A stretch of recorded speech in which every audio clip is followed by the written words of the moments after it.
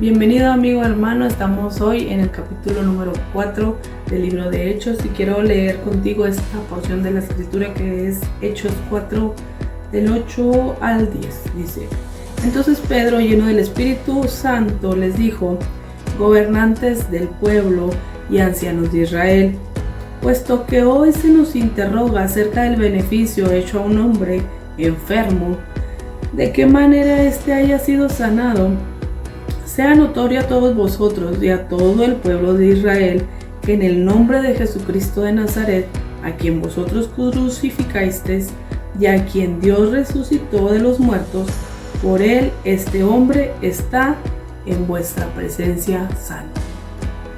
Mira qué interesante este capítulo número 4, y me resulta sumamente interesante porque estaban peleándose, literal, estaban peleándose porque habían sanado un hombre cojo. O sea, ya tenía muchos años este hombre cojo, llegan ellos, lo sanan y ese era el pleito. ¿Por qué lo sanaron y por qué andan diciendo que en nombre de Jesús de Nazaret? Y dice la palabra muy acertadamente, ¿verdad? De la valentía de Pedro, dice: pues por obra de Jesucristo de Nazaret, por medio del Espíritu Santo, por ese Jesús de Nazaret que ustedes mismos mataron, por ese mismo este cojo hoy se está presentando ante ustedes sanos. Venían de hacer una obra buena y sin embargo se les estaba juzgando y se les estaba oponiendo, porque siempre como iglesia vamos a tener esta oposición, siempre va a haber oposición en el evangelio, siempre va a haber oposición para que su palabra se levante, y te lo puedo testificar porque nosotros tenemos un ministerio en las calles y cada vez que se va a predicar su palabra en la calle, no falta el perro que está ladrando, no falta el borrachito que está ahí tratando de que los demás no pongan atención, no sé, siempre va a haber una oposición. Por eso es importante que nosotros siempre estemos en oración constante con la palabra, porque también en este capítulo número 4 podemos ver cómo la iglesia intercedía y cómo el poder de la oración, el poder de la comunidad cristiana, porque dice que se pusieron a orar, y dice la palabra en Hechos 4, 28, 29, dice: y ahora, Señor, mira sus amenazas y concede a tus siervos que con todo denuedo hablen tu palabra, mientras extiendes tu mano para que se hagan sanidades y señales y prodigios mediante el nombre de tu santo Hijo Jesús. Y dice en el 31: cuando hubieron orado, el lugar en que estaban congregados tembló, y todos fueron llenos del Espíritu Santo y hablaban con denuedo la palabra del Señor. Mira qué impactante el poder de la oración, el poder de la unidad, porque dice que todos juntos estaban orando y diciendo: Señor, mira sus amenazas, mira lo que nos están diciendo, ayúdanos, Señor. Y dice que en ese momento el lugar tembló y fueron llenos del Espíritu Santo, y el Señor les concedió hablar con denuedo. Tanto así que el mismo Pedro le decía a sus verdugos, ¿verdad?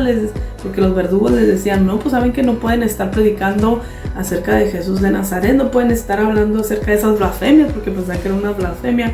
Y dice que Pedro en el 19 les dice: mas Pedro y Juan respondieron diciendo: juzgad si es justo delante de Dios obedecer a vosotros antes que a Dios. O sea, les dijo: yo no voy a obedecer a un hombre, porque la palabra es clara y dice: maldito el hombre que confía en el hombre. Dice: verdaderamente yo tengo que obedecer primero a mi Padre Dios, lo que dice la palabra, lo que dice Dios, antes que lo que ustedes están diciendo. Ustedes están diciendo que no predique de su palabra, entonces no los puedo obedecer.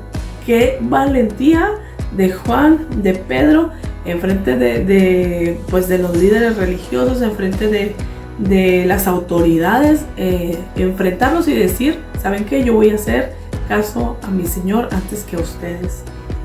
Qué importante también como iglesia reconocer la soberanía de Dios en medio de la persecución, porque ellos en medio de la persecución dijeron: bueno, esto no nos compete a nosotros, ¿verdad? Esto es parte de ti, Señor, y tú eres el que tienes el control y tú eres el que va a orar de una manera como tú así lo decidas. A causa de la persecución sale la valentía de la iglesia y incluso el número de creyentes aumenta en esta situación, ¿verdad? Porque veían cómo los perseguían y cómo no podían callarlos y veían cómo el Señor obraba a su favor. Más adelante vemos un título que dice ahí que todas las cosas en común, y esto era algo de la iglesia primitiva. Dice, y la multitud de los que habían creído era de un corazón y un alma. Eso es bien importante, la unidad. Desde que vimos allá el derramamiento del Espíritu Santo, dice que todos estaban juntos, unánimes, en un solo ánimo. Todos buscaban lo mismo, todos caminaban en una misma visión. Por eso es importante que hoy la iglesia se ponga de acuerdo, que hoy la iglesia camine bajo un mismo fin, porque en la unidad hay un poder que solamente Dios puede manifestar ahí. Porque si el enemigo trae división, trae contienda, su Espíritu Santo no va a poder ser derramado como en Hechos. Dice que todos, que la multitud que había creído era un solo corazón y una sola alma. Todos estaban ahí por Cristo Jesús y era lo mismo. Tanto así era lo mismo que dice en el versículo 34 del capítulo 4. Dice, así que no había entre ellos ningún necesitado, porque todos los que poseían heredades o casas las vendían y traían el precio de lo vendido y lo ponían a los pies de los apóstoles, y se repartía cada uno según su necesidad. Dice que ahí no había necesidad. En la iglesia primitiva no había ningún necesitado. ¡Wow! ¡Qué gran reto para hoy en día!, ¿verdad? Y pues muchos heridos van a decir, sí, pues el único que se beneficia es el pastor, ¿verdad? Y sin embargo no saben muchas veces las luchas de los pastores, de los líderes, que ven la necesidad del pueblo y no contar con el recurso para, pues hasta para dar una despensa, porque por todo se empieza.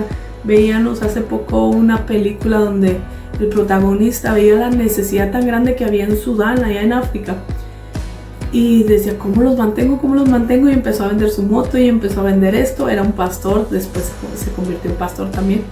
Empezó a vender esto y empezó a vender lo otro, y me decía mi esposo, mira, pues este que está loco. Y yo lo volteaba a ver así como que si estamos igual, ¿verdad? Porque uno, cuando ama lo que Dios ama, que son las almas, aprendes a mirar lo material como un simple puente para llegar a esa alma.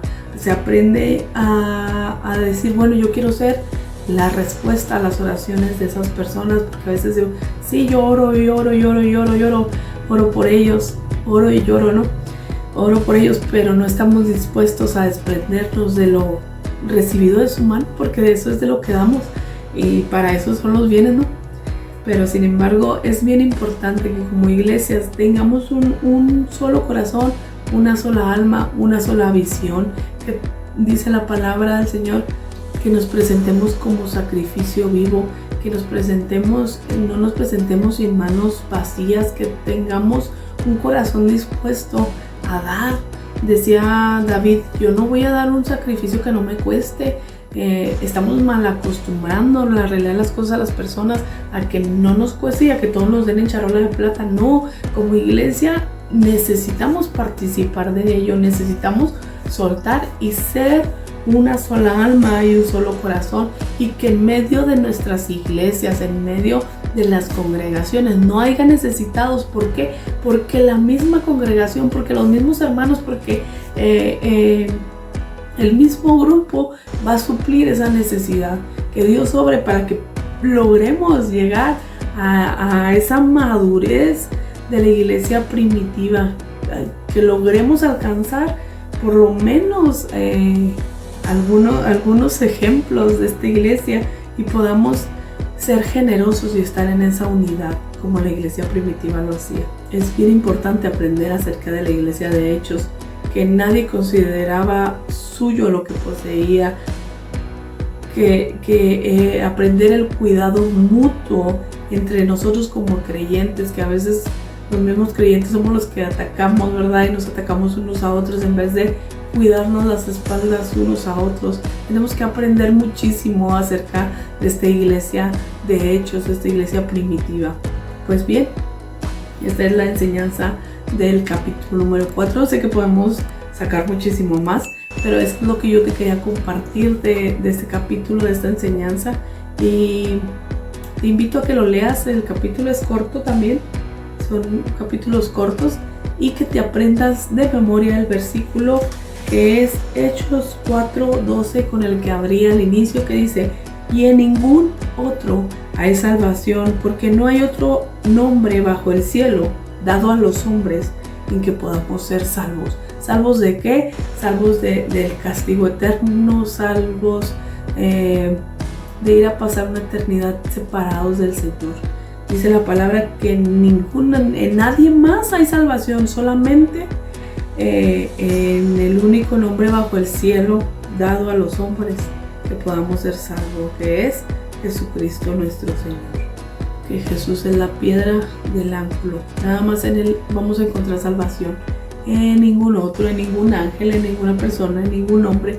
Solamente en el Señor Jesucristo podemos encontrar salvación. Y Él es el único mediador entre Dios y los hombres. Apréndete ese versículo, grábatelo, llévalo en el corazón y nos vemos en la próxima. Dios les bendiga.